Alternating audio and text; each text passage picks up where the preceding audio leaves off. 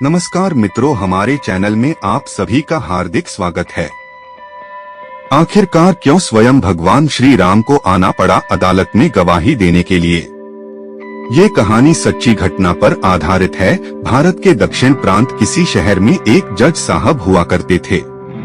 उस शहर के पास एक छोटे से गांव में एक केवट रहता था। वह बहुत सीधा और सरल था। उसकी रघुनाथ जी में बड़ी आस्था थी। वो हरदम मन ही मन प्रभु का नाम जपता रहता। जब भी कोई उसे कहता या कुछ पूछता, वह कहता, रघुनाथ जी जाने, मैं तो कुछ नहीं जानता। वो इतना सरल और सीधा था कि लोगों ने उसका नाम भोला रख दिया। भोला के 2 बेटे और 1 बेटी थी। बेटी विवाह योग्य हो गई। भोला के बेटे ने कहा, पिताजी गांव के साहूकार से कुछ पैसा उधार लेकर विवाह कर दीजिए। हम दोनों भाई मेहनत करके उधार चुका देंगे। भोला सेठ जी के पास गया और उधार पैसे लिए और ब्याज की रकम तय हो गई। भोला पैसे लेकर वापस आया। बेटी की शादी धूमधाम से करी। बेटी ससुराल में विदा हो गई और भोला स्वयं मंदिर में जाकर रहने लगा। उसके लिए तो रघुनाथ जी सब कुछ थे। बेटे ने कमाई की पैसा लाकर भोला के हाथ में रखा और कहा, पिताजी जिससे उधार लिया है उनका उधार चुका दीजिए। भोला पैसे लेकर सेठ जी के पास गए और उनका पूरा पैसा ब्याज सहित चुका दिया। सेठ जी ने उनको एक कागज की रसीद दी जिसमें पूरा हिसाब किताब लिखा था। उसमें लिखा था, हिसाब चुकता हो गया है, पैसा ब्याज सहित पूरा मिल गया है। सेठ ने भोला केवट को रसीद दी और कहा, पढ़ो इसमें क्या लिखा है। भोला केवट बोला, मैं तो कुछ नहीं जानता, जो जाने रघुनाथ जी जाने। यह सुनकर सेठ के मन में लालच आ गया। सेठ ने रसीद वापस मांग ली और दूसरा कागज में कुछ लिखकर बोला, केवट पानी ले आओ। भोला केवट पानी लेने चला गया। इतने में सेठ ने रसीद बदल दी और दूसरी रसीद भोला केवट को दे दी। भोला रसीद को अपने घर लाया और श्री रघुनाथ जी के चरणों में समर्पित करके अपने कमरे की अलमारी में रख दिया और प्रसन्न मन से रघुनाथ जी का भजन करने लगा। सेठ के मन में लालच अपनी चरम सीमा पर पहुंच गया और सेठ ने भोला केवट के विरुद्ध कोर्ट में केस दर्ज कर दिया। भोला का केस इन्हें जज साहब की अदालत में आया। कोर्ट की पहली तारीख पर केवट जज साहब के सामने उपस्थित हुआ। जब सबने पूछा, केवट तुमने सेठ जी से पैसा उधार लिया था? केवट बोला, हाँ हजूर, मैंने पैसा उधार लिया था। जज साहब ने पूछा, पैसा दे दिया? हाँ, पैसा मैंने वापस दिया जज साहब। जज साहब ने पूछा, कोई प्रमाण है? हाँ साहब, यह रसीद है। भोला केवट ने जज साहब को उत्तर में कहा। जज साहब ने रसीद देखी और इसे देखने के बाद जज साहब ने कहा कि इससे यह सिद्ध नहीं होता है कि तुमने रुपया दे दिया है। यह सुनकर भोला केवट रोने लगा और कहने लगा, साहब हमने तो सारा पैसा चुका दिया है। जज साहब ने भोला केवट को चुप कराया और बोला कि जब तुमने सेठ को रुपया दिया तब वहाँ पर कोई और भी था क्या? भोला केवट ने कहा, वहाँ पर मेरे और सेठ जी के अलावा और रघुनाथ जी के अलावा और कोई मौजूद नहीं था।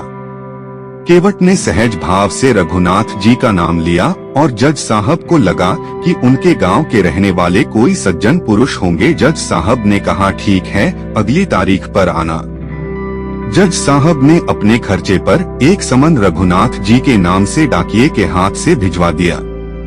अब डाकिया रघुनाथ जी का समन लिए गांव में आया, परंतु रघुनाथ जी के नाम का कोई आदमी मिला नहीं, ना ही घर मिला। एक सज्जन पुरुष से उसने पूछा कि भाई रघुनाथ जी कहाँ रहते हैं? सज्जन ने कहा कि गांव में रघुनाथ जी तो नहीं है, परंतु रघुनाथ जी का एक मंदिर है। डाकिया मंदिर पहुंचा और मंदिर के पुजारी से पूछा, क्या रघुनाथ जी का मंदिर यही है? पुजारी ने कहा, हाँ। डाकिया बोला, समन? पुजारी ने मन ही मन सोचा, प्रभु ने समन बुला लिया है तो हम वापस क्यों करें? हस्ताक्षर पुजारी ने कर दिए। डाकिये को लगा यही रघुनाथ जी हैं। पुजारी ने समन रघुनाथ जी के चरणों में रख दिया और कहा, प्रभु आपके लिए कोई फल लाए, कोई फूल लाए, कोई वस्त्र लाए। आज किसी ने समन भी ले आया। वाह प्रभु आपकी लीला। केवट गांव में वापस आया तो मंदिर के पुजारी ने कहा कि रघुनाथ जी का नाम क्यों लिखवा दिया। केवट ने कहा, हम तो हर जगह रघुनाथ जी का नाम लेते हैं, वहाँ भी ले लिया। केवट बोला, रघुनाथ जी जाने, जो होगा देखा जाएगा। अदालत की तिथि आई। मंदिर के पुजारी ने कहा, बोला, केवट तुम जाओ ताकि समय पर अदालत में पेश हो सको। पुजारी जी ने रघुनाथ जी को स्नान कराया, नए वस्त्र पहनाए, भोग लगाया और कहने लगा, प्रभु जी आज आपको बाहर जाना है, आप कैसे करेंगे मुझे नहीं पता, परंतु भोला केवट की लाज आपको रखनी है, आपके अलावा उसका है ही कौन। इतना कहकर पुजारी जी के आंखों से अश्रु की धारा बह निकली। केवट अदालत में पहुंचा। जज साहब ने पूछा, केवट रघुनाथ जी कहाँ है? केवट ने कहा, वह सब जगह है, यहीं कहीं होंगे। जज साहब ने रघुनाथ जी को बुलाने का आदेश दिया। अदालत के चपरासी ने कहा, रघुनाथ जी हाजिर हो, रघुनाथ जी हाजिर हो, रघुनाथ जी हाजिर हो। तीसरे स्वर में क्या देखते हैं? एक वृद्ध सज्जन कमर झुकी हुई, हाथ में लाठी पकड़े हुए हैं, अदालत में प्रवेश कर रहे हैं। जज साहब ने रघुनाथ जी को कटघरे में बुलाया।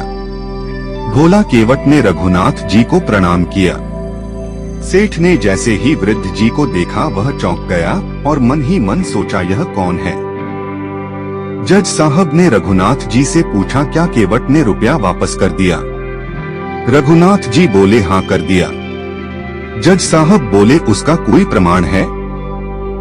रघुनाथ जी बोले, हाँ है। सेठ जी को अदालत में ही रखा जाए, उनकी बैठक में रजिस्टर है, उसे यहाँ मंगाया जाए। जज साहब ने आदेश दिया। चपरासी सेठ के घर गया, वह रजिस्टर उठा लाया। उसे रजिस्टर में वह रसीद रखी हुई थी, उसमें लिखा था, हिसाब चुकता हो गया, पैसा ब्याज सहित मिल गया है। केवट को बरी कर दिया और सेठ जी दंडित हुए। गवाही देने गवाह के रूप में आए रघुनाथ जी भी अंतर ध्यान हो गए थे। जज साहब ने भोला को अपने केबिन में बुलाया और पूछा, यह रघुनाथ जी कहाँ रहते हैं? भोला ने कहा, जहाँ हम रहते हैं। जज साहब ने पूछा, क्या तुम दोनों एक ही गांव में रहते हो? भोला ने कहा, हाँ हम दोनों एक ही गांव में रहते हैं, गांव में उनका मंदिर है।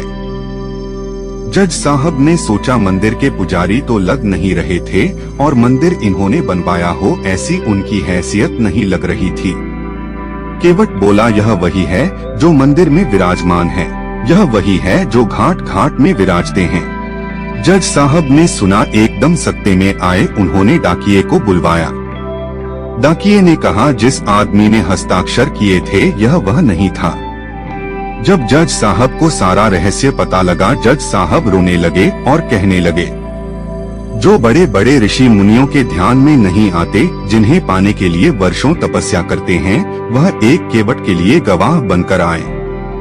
जिनकी अदालत में सब हाजिरी भरते हैं, आज वह मेरी अदालत में हाजिरी भरने आए। ऐसे स्वामी के सामने मैं कुर्सी पर जज बनकर बैठा रहा। जज साहब ने वकालत से इस्तीफा दे दिया और वृंदावन आ गए। वह कभी मंदिर के अंदर नहीं गए, क्योंकि आ तो गया हूँ मगर जानता हूँ तेरे दर पे आने के काबिल नहीं हूँ। तेरी मेहरबानी का बोझ है, इतना उसे उठाने के काबिल नहीं हूँ। धन्यवाद। जय श्री राम, जय सिया राम, जय जय श्री राम।